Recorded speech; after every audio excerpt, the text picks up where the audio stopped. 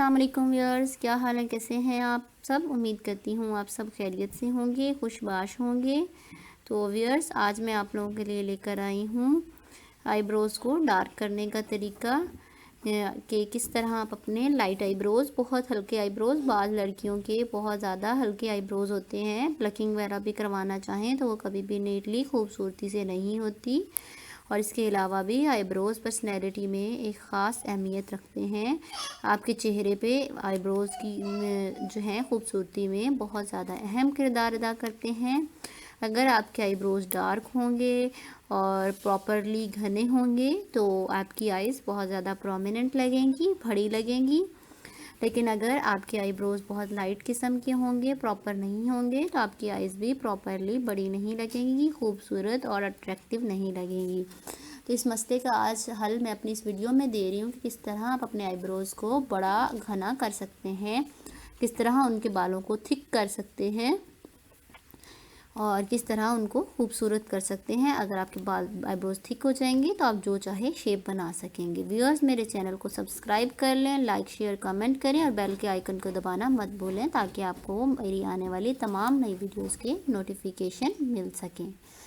तो व्यूअर्स, सबसे पहली चीज़ है इसमें कैस्टर ऑयल। जैसे कि आप सबको पता है कि हेयर ग्रोथ के लिए कैस्टर ऑयल से ज़्यादा मुफीद कोई भी चीज़ नहीं। आपने कभी भी देखा होगा कि हेयर से रिलेटेड कोई भी रेमेडी हो, हेयर फॉल से रिलेटेड, हेयर ग्रोथ से रिलेटेड या किसी भी चीज़ से रिलेटेड, इवन दैट के गंजपन से रिलेटेड भी अगर कोई रेमेडी आप देखेंगे तो उसमें कैस्टर ऑयल ज़रूर होगा। पहला इंग्रेडिएंट है कैस्टर ऑयल और दूसरा है कोई सा भी आपने सुरमा ले लेना है। कोशिश करें कि आपका सुरमा खालिस हो, बाज़ारी सुरमे की बजाय आप लोग खालिस सुरमे को प्रेफर करें। और अगर आपने बाज़ारी सुरमा यूज़ करना है तो आप हाशमी वगैरह का सुरमा यूज़ कर सकते हैं, ये थोड़ा क्वालिटी में बेहतर है। लेकिन आप बेहतर है कि आप कोशिश करें कि कोई भी नेचुरल सुरमा यूज़ करें। सुरमा पत्थर की शेप में जो आपको मिलता है वो आप लेकर खुद पीस कर इस रेमेडी में यूज़ करें। तो आपने करना क्या है, कैस्टर ऑयल लेना है 1 चम्मच और उसके अंदर 1 चम्मच आपने सुरमा मिला लेना है। वो एक थिक सा पेस्ट बन जाएगा। उस पेस्ट को आपने किसी भी कंटेनर में, किसी भी डिबिया में सेव कर लेना है।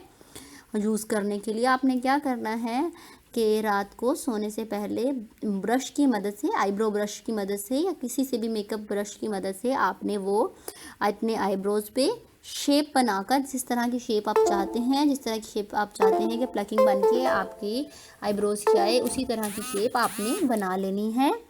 और अपने आईब्रोज़ को बहुत नीटली ये सुरमा लगाना है, क्यों ये रेमेडी लगानी है क्योंकि जहाँ जहाँ ये लगेगी वहाँ वहाँ बाल आ जाएंगे। तो आपने इसको बहुत एहतियात के साथ अप्लाई करना है, ओवरनाइट रहने देना है, सुबह चेहरा अपना वॉश कर लेना है। आप देखेंगे कि 2-3 दिन में ही आपके आईब्रोज़ घने हो जाएंगे और बहुत ज़्यादा खूबसूरत हो जाएंगे।